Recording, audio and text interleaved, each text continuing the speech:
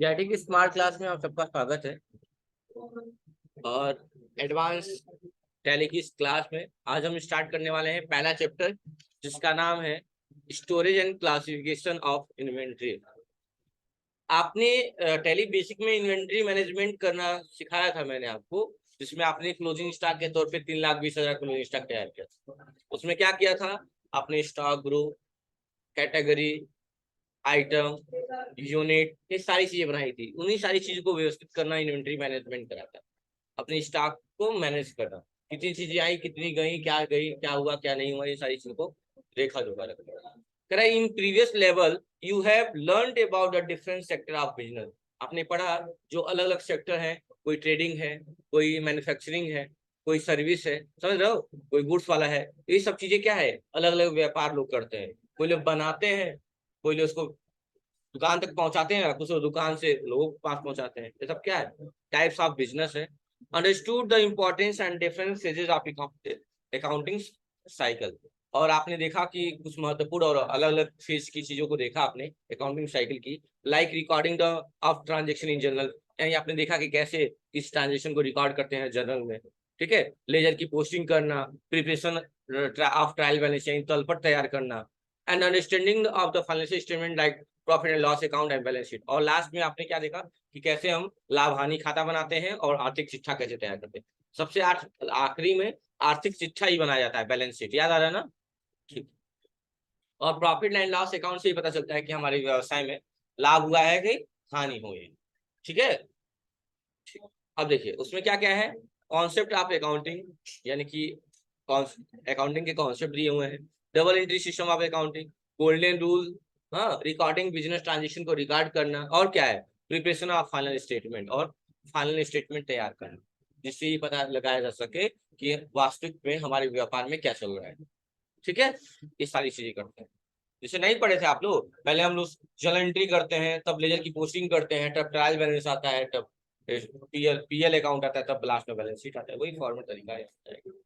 कह रहे also learn to maintain the book of accounts in Tally Prime by exploring the essential features of Tally Prime like, मतलब कि आपने पहले ये भी पढ़ा कि जो भी बुक्स ऑफ अकाउंट्स है टैली प्राइम में, बाय एक्सप्लोरिंग इसेंशियल यानी जो आवश्यक है उन फीचरों को आपको इनेबल करना होता है, उन पे काम करना होता है। जैसे कि maintaining basic accounting and inventory charts of account में जाके चीजों को इनेबल करेंगे, वो बताऊंगा मैं स्टार्ट करेंगे तो। क्योंकि वहां पर लोग सिंगल सिंगल लिस्ट बनाए थे, यहाँ मल्टी लेवल लिस्ट पे काम करेंगे। रिकॉर्डिंग द बिजनेस एक्टिविटीज यानी बिजनेस की एक्टिविटीज को, गतिविधियों को रिकॉर्ड करना। कंपनी में क्या करते हैं, ये नहीं रिकॉर्ड करते हैं बिजनेस की गतिविधियों का। कह रहा जनरेटिंग एमआईएस रिपोर्ट होता है। एमआईएस रिपोर्ट का मतलब होता है आपका,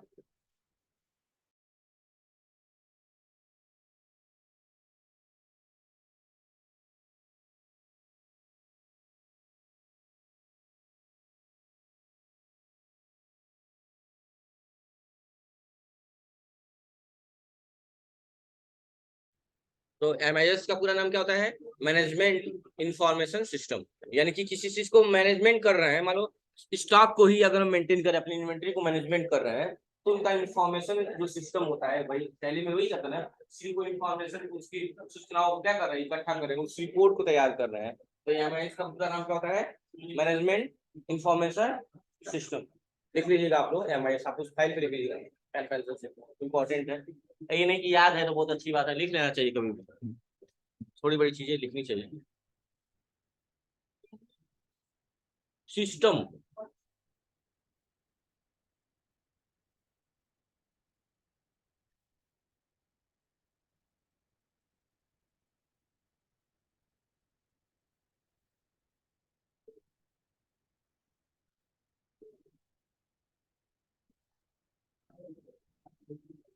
हो गया।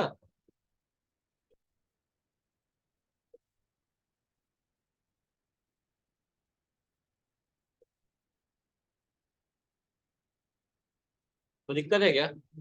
चलिए, कह रहा है उसके बाद से रिकॉर्ड बिजनेस ट्रांजेक्शन कहाँ गया, company data management and data security, यानी कंपनी के डाटा को मैनेजमेंट करना, उसके सिक्योरिटी को मैनेज करना कि चीजें क्या हो, सिक्योर रहे जो भी आप एंट्री कर रहे हैं, इन सब के बारे में। कह रहे in this level you will learn to maintain the advance accounting. यानी कि इस चैप्टर में हम क्या पढ़ेंगे कि कैसे हम एडवांस तरीके से चीजों को रिकॉर्ड करते हैं। ठीक है। चार्ट आप अकाउंट की मदद से, लाइक स्टॉक ग्रुप कैसे तैयार करेंगे, स्टॉक कैटेगरी कैसे बनाएंगे, मतलब मल्टी पे काम करेंगे, मल्टी लिस्ट। ठीक है, मतलब एक साथ बहुत सारे बनाएंगे। अभी आप लोग सिंगल सिंगल बनाते थे ना, अब ज्यादा बनाएंगे। Stock item, unit and go down, ठीक है, सारी चीजें बनाएंगे। कैसे चलेंगे, थोड़ा सा जूमिंग कम करना पड़ेगा।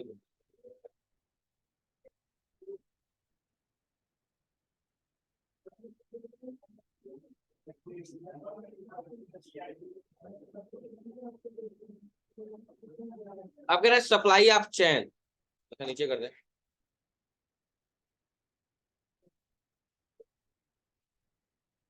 सप्लाई ऑफ चैन, कह रहे supply chain is the process और ए नेटवर्क। सप्लाई चेन क्या है, एक या तो प्रक्रिया कह सकते हैं, या फिर एक ऐसा नेटवर्क है जो कंपनी और उसके सप्लायर के बीच में समन्वय करता है। Which involve the production of raw material into the finish goods, जो क्या करता है, रॉ मटेरियल यानी कच्चे माल को एक फिनिश गुड्स में तैयार करता है। फिनिश गुड्स का मतलब समझ रहे हैं, जैसे इनको जूता बनाना है, हम ये लेदर लाए हैं, ये क्या है, रॉ मटेरियल है, और इससे बन के जूता तैयार हो गया, वो क्या हो गया, फिनिश गुड्स हो गया। समझा की बात ना।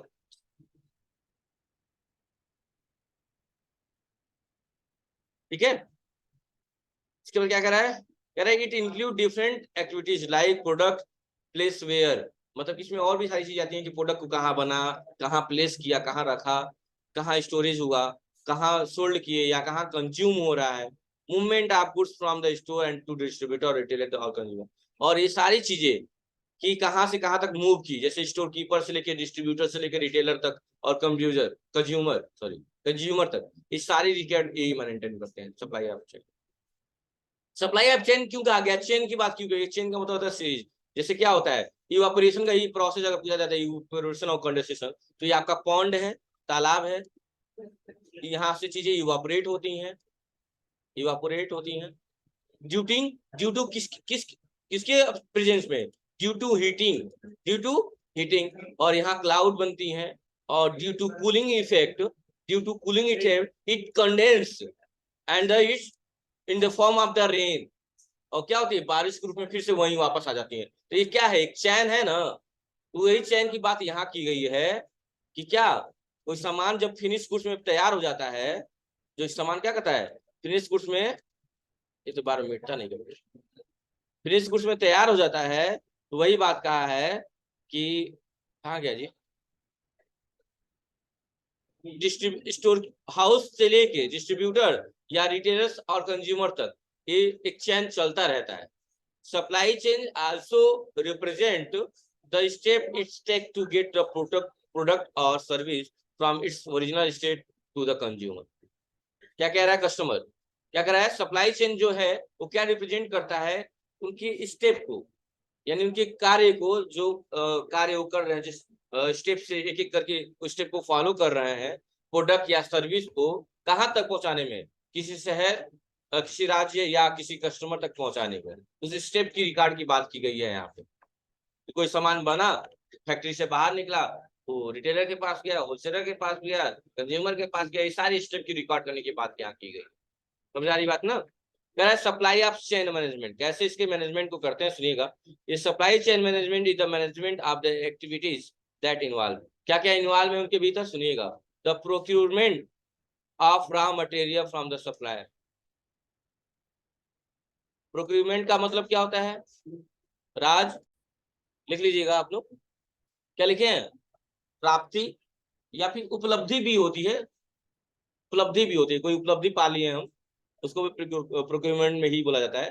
कह द प्रोक्यूरमेंट यानी कि जो प्राप्ति की प्रोसेस है, बाइंग, किसकी बात की गई है, बाइंग प्रोसेस यानी खरीदने की प्रोसेस की बात की गई है। आप raw material from the supplier, यानी कि कच्चा माल जो अपने अपने सप्लायर से खरीदते हैं, उनकी बात की गई है। जैसे कह रहा है conversion of raw material to the finished goods, यानी प्रोडक्शन की बात कही है कि जैसे कन्वर्जन होता है, कन्वर्ट होता है रॉ मटेरियल से फिनिश्ड गुड्स में। ठीक है, कह रहा है storage of goods, raw material, work in progress goods या finish good. Storage of goods मतलब कि रॉ मटेरियल आया, काम प्रगति पर रहा, और फिर यानी गुड्स बन के तैयार हो गया, भाई सामान मंगाया, काम चालू हुआ, ये क्या है, प्रोसेसिंग है, और जूता बन गया, कोई सामान, फिनिश गुड्स बन गया। कह रहा है transportation of goods from storage place to the distributor, vendor, retailer and end consumer, और लास्ट में कहा जाता है कंज्यूमर के पास। कह रहा है handling goods return and replacement. कह रहा है जो भी हैंडलिंग गुड्स है या तो आपको रिटर्न कर देंगे या रिप्लेस कर देंगे। रिप्लेस का मतलब क्या होता है, जैसे आपने रिमोट खरीदे तो कल दो चीजें होती हैं। आपने रिमोट खरीदा था, जैसे बैटरी लेते हैं इन्वर्टर बैटरी, तो क्या होता है वारंटी होती है, खराब हुआ तो उसको बदल के दूसरा दे देंगे, और वही वारंटी होगी गारंटी में, वारंटी होगी तो क्या होगा उसी को बदल के उसी को क्या करेंगे रिपेयर करके आपको वो देते हैं। वही यहाँ पे बात किया। रिप्लेसमेंट का मतलब क्या होता है एक्सचेंज करना, और रिटर्न का मतलब लेना बदल देना, समझ रहे हो ना। टाइप्स ऑफ सप्लायर हम पढ़ेंगे क्या, टाइप्स ऑफ सप्लायर क्या कह रहा है, before the understanding the different types of supplier first let, यानी कि पहले सप्लायर से पहले जाने के बारे में first let us the understanding the importance of the supplier, यानी सबसे पहले हम ये जाने कि क्या महत्वपूर्णता है सप्लायर का हमारे प्रति इन द बिजनेस, हमारे व्यापार में। Depending on the inventory requirement और business might require the few greater number of supplier. तो सबसे पहले क्या ये अदा करता है कि जो भी चीज आप कोई चीज मंगाते हो, तो बताया गया था आपको ये बात कई बार कि जब भी आप परचेज करते हो तो भी सामने वाले की बात आती है, जब आप सेल्स करते हो तो भी सामने वाले की बात करते हैं। परचेज करते हैं तो सामने वाला क्या होता है आपका सप्लायर होता है, और जब सेल्स करते हो सामने वाला क्या होता है कस्टमर होता है। समझ आ गया ना, यही बात यहाँ की गई है। तो सबसे पहले इनके बारे में आप डिटेल में जान लें तो आगे चले, यही बात कही गई है। Just keep the smooth flow inventory, and the inventory can be raw materials, semi finished and finished goods। वही बात कि स्मूथली उस इन्वेंट्री मैनेजमेंट को रखना जिसमें रॉ मटेरियल्स सेमी फिनिश में कन्वर्ट होता है और लास्ट में फिनिश्ड गुड्स बन के तैयार हो जाता है। सम टाइम ये supply will contact the business, some time क्या होता है सप्लाई जो क्या होता है हमारे बिजनेस से जुड़ता है, but in most cases business need to locate the supplier through. और क्या होता है कई बार ऐसा होता है कि जो हमारा बिजनेस है हमारे सप्लायर से जुड़ने का कार्य करता है, जिसमें बैड डायरेक्टरीज, इंडस्ट्री कांटेक्ट रखना, मतलब कहीं ना कहीं हमें उससे जुड़ाव रखना होता है। ठीक है, यही बात कही गई यहाँ पे, तो नीचे कर लेते हैं।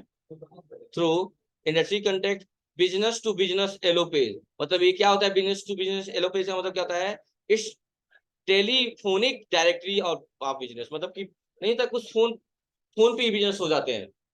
जैसे हमें ऑर्डर बनाना है तो जरूरी नहीं कि हम प्रत्यक्ष रूप से जाके मिले और ऑर्डर ले, मतलब कुछ ऐसी चीजें हैं जो आप क्या कर सकते हैं फोन के माध्यम से कर लेते हैं, टेलीफोन माध्यम से, यही बात कहा गया है। ठीक है, हाँ हाँ शुद्ध हिंदी है, ठीक, दूरभाष से।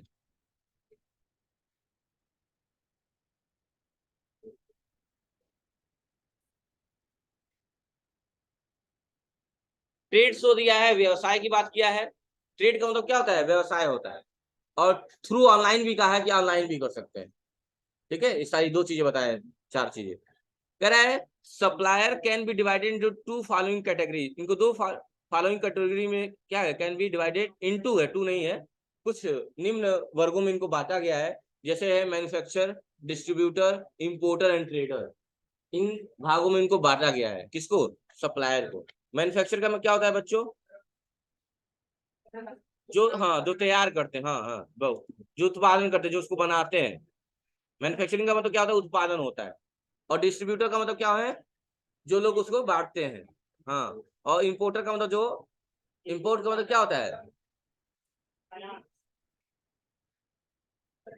इंपोर्ट मतलब क्या होता है आयात, एक्सपोर्ट मतलब निर्यात।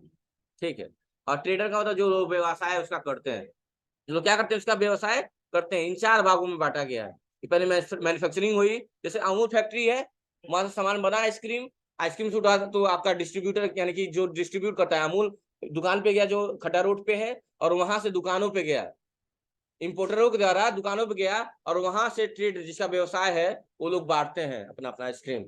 कुछ लोग ठेला से लेके बेच रहे हैं और कुछ लोग दुकान से बेच रहे हैं, यही बात कही गई है, चार बातें कही गई हैं।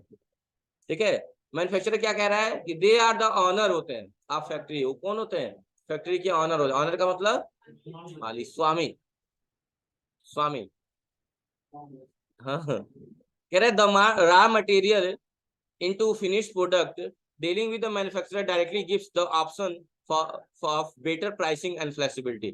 और वहां सामान बनता है ना, तो तत्काल में जितना रुपया वो लोग लगाए उतना मान के नहीं बनाते हैं, जानबूझ के अमाउंट बढ़ा के उसका प्राइस सेट किया जाता है, क्योंकि कहाँ तक जाएगा कि पहले से अनुमान लगाया जाता है कि वहां तक का प्राइस सब जोड़ जाड़ के। नहीं तो सोचो हमारा 10 रुपये लगा है, हम 10 रुपये में बेच रहे हैं, हम खरीद के मंगा रहे हैं, हम 20 रुपये में बेच रहे हैं। हम कभी प्राइस से ज्यादा चीजें नहीं बेच सकते हैं। आप अगर इस पे 10 रुपया रखा है, हम 10 रुपये में बेच पाएंगे, 20 रुपये में नहीं बेच सकते हैं, अथॉरिटी नहीं है हमारे पास। आप ऑब्जेक्शन कर सकते हैं, यही बात कहा है। समझ रहे हैं बात ना? तो बेटर प्राइसिंग की बात की गई है। If the location of our business is farer, farer का मतलब फार्दर की बात किया है, दूर की बात किया है, from the manufacturing unit, then the shipping freight will be costly. उससे क्या होता है, जो भी आप चीजें डिलीवर करते हैं, पहुंचाते हैं, शिपिंग का मतलब जानते हैं ना, पहुंचाने का चार्ज। कोई सामान मंगाते हैं शिपिंग चार्ज नहीं लेता है, डिलीवरी चार्ज, वही बात का है। वो क्या होता है, कॉस्टली होता है, काफी महंगा होता है। डिस्ट्रीब्यूटर क्या होते हैं, वो अगली क्लास से पढ़ेंगे, ठीक है। Thank you class.